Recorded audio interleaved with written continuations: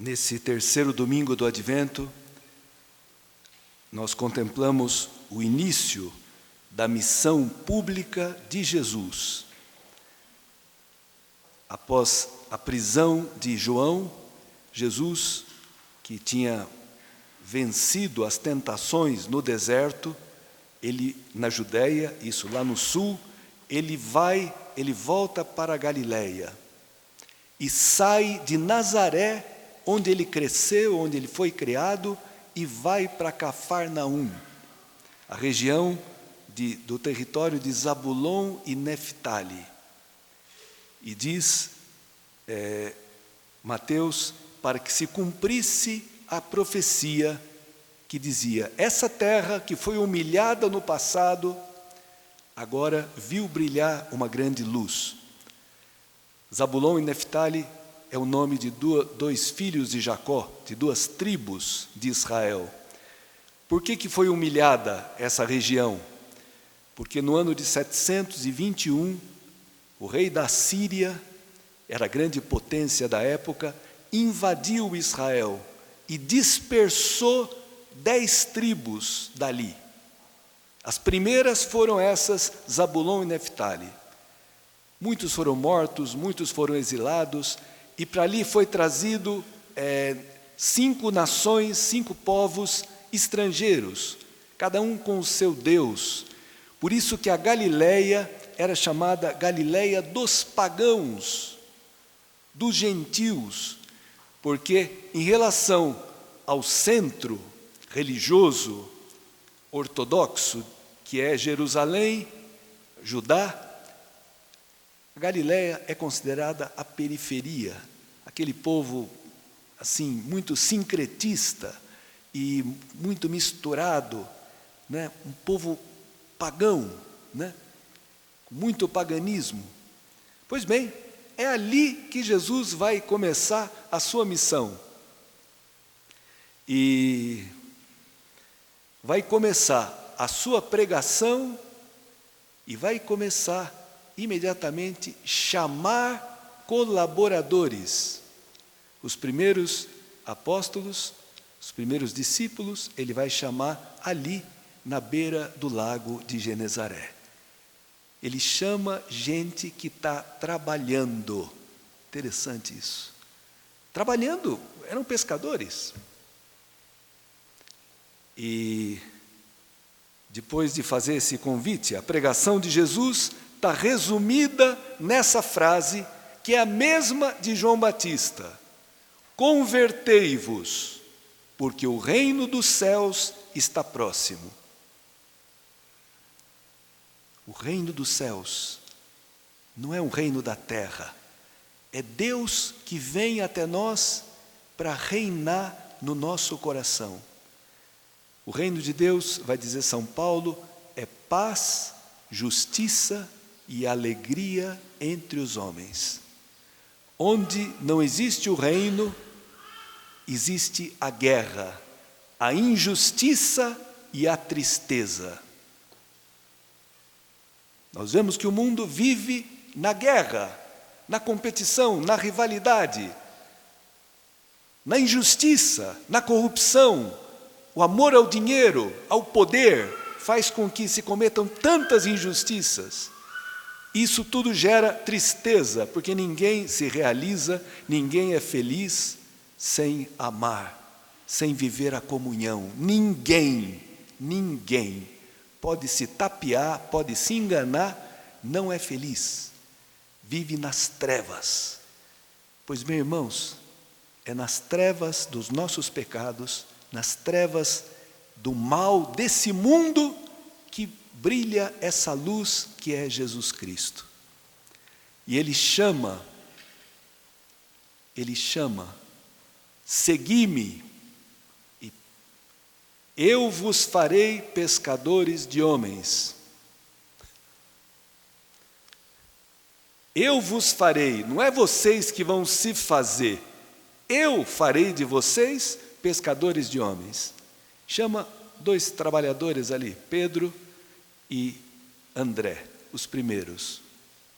E eles imediatamente deixam as redes e seguem a Jesus. É impressionante, irmãos, o poder da palavra de Cristo, a força que tem a palavra de Cristo. O que fez com que esses homens intuíssem que seguir a Cristo valia mais do que ter a segurança da sua vida financeira? O que fez? Um mistério. Aliás, o Papa Francisco declarou esse terceiro domingo do tempo comum, o domingo da palavra, para vermos a força da palavra de Deus, que nos arranca das nossas idolatrias, nos arranca dos nossos apegos, porque a palavra de Deus é o próprio Deus que vem nos libertar, que vem nos amar, que vem nos fazer participantes da sua missão. Cada cristão batizado é chamado, e a comunidade cristã é chamada a continuar no mundo a missão de Cristo.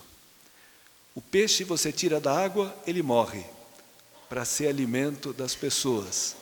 Mas esse fazer pescadores de homens é tirar as pessoas da morte para a vida, da escravidão para a liberdade, da tristeza para a alegria, da descomunhão, da solidão para a comunhão com Deus, com os outros, consigo mesmo. Depois ele chama mais dois, Tiago e João, que deixam o pai e o barco e imediatamente seguem a Cristo. E Cristo, a missão dele está resumida nesse versículo.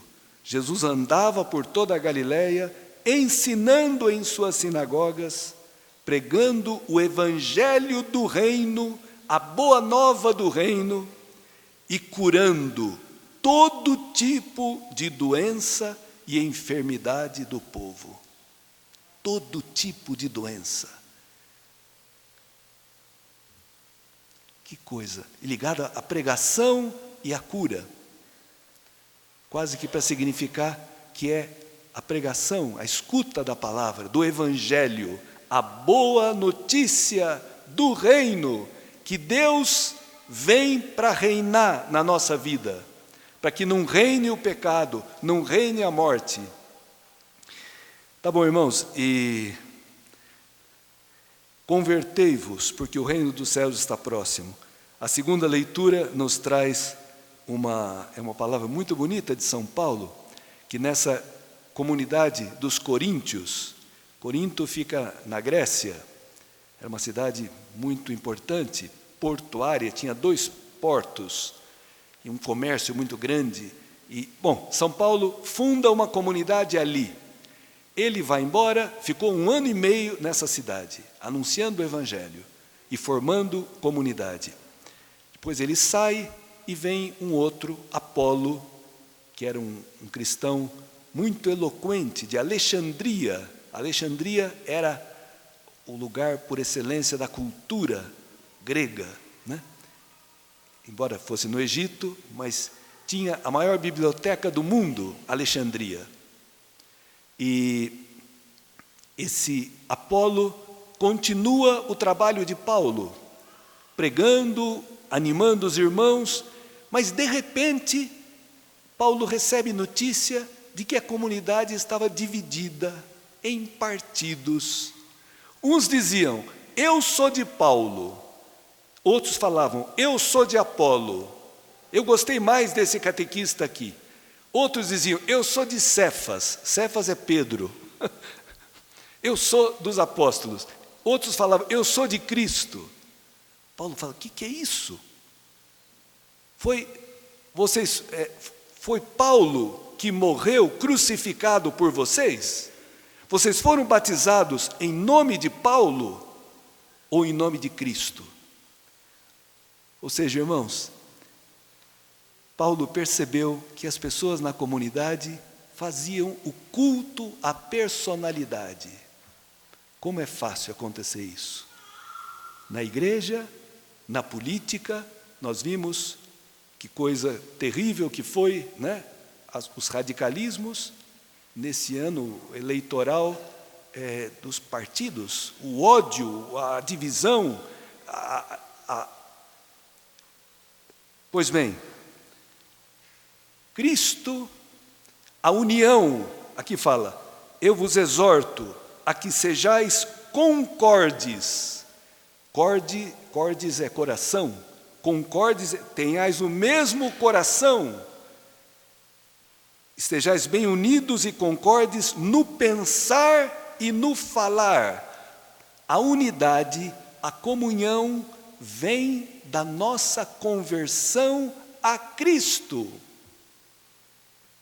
Se eu escuto a Cristo, se eu obedeço a Cristo, se eu amo a Cristo, não tem motivo de me dividir do outro, de odiar o outro, de desprezar o outro.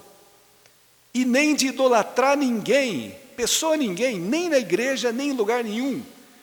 Às vezes a fé das pessoas é um pouquinho fraca, né? E não, aquele padre, se não for aquele padre, eu não vou. Não, mas é aquele padre que está ali, que Deus colocou. Tem uns que podem ter um pouco mais de simpatia ou de eloquência, ou não sei o quê, mas a minha fé tem que superar os ídolos. Eu tenho que ter essa liberdade de buscar a Cristo. E em Cristo a comunhão, a unidade. Único, capaz de criar comunhão e destruir na cruz as divisões, os ódios, os ressentimentos, os partidarismos. Único, Jesus. Tá bom, irmãos, então, coragem, alegremo-nos, convertamo-nos, porque o reino de Deus está perto. Deus quer reinar na nossa vida e trazer alegria, paz, justiça. Não a justiça só distributiva, mas a verdadeira justiça do Evangelho de Mateus é a vontade de Deus. Quando Cristo entra na nossa vida, é possível fazer a vontade de Deus, que é a nossa máxima realização. Então, vamos agradecer ao Senhor, que nos chama também a nós, pecadores como somos, limitados, mas eu espero que a gente não olhe para nós mesmos, olhemos para Cristo, olhemos para aquele que nos chama, deixemos que Ele nos seduza, nos arraste, nos conduza, porque Ele é o Senhor, Ele que veio, que se manifestou na fraqueza da cruz, Ele é o Senhor. Só para encerrar, a primeira leitura diz: o jugo que oprimia o povo, a carga sobre os ombros, o orgulho dos fiscais, tu os abateste como na jornada de Madiã. Esse dia de Madiã é uma passagem do livro dos Juízes. Deus chamou, quando o povo de Israel estava oprimido por um povo muito forte, os madianitas, Deus chamou o último cara da última tribo de Israel, chamado Gedeão. E Deus vai libertar o povo através desse Gedeão. Quando ele convoca, aparece 10.000 pessoas. Fala, não, tem muita gente. Vocês vão pensar que a vitória veio de vocês, da sua força, do seu número. Quem tiver medo, vai para casa. Ficou um grupinho de 300. E os últimos, os mais rudes. E Deus vai salvar Israel através de um grupinho sem armas. Eles só tinham uma lâmpada, uma broca com uma luminária dentro, né, a óleo, e tocar umas trombetas. Cercaram o acampamento dos inimigos, quebraram aquela broca para que aparecesse a luz, iluminou todo o acampamento, e tocaram umas trombetas. Os inimigos de noite pensaram que estava um exército imenso, começaram a lutar entre si, se matar. Foi uma vitória onde apareceu a glória de Deus. na fraqueza, na pequenez, na pobreza daquele grupinho.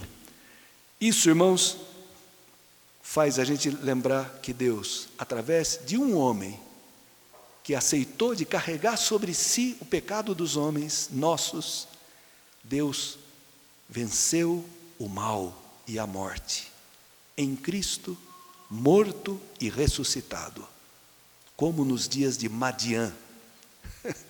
Então, nós estamos celebrando essa vitória do que se fez o último, o servo de todos, que carregou sobre si os pecados dos homens para que Deus pudesse reinar na nossa vida. E a nossa vida ter um sentido maravilhoso e podermos seguir a Cristo e sermos colaboradores dele na salvação do mundo.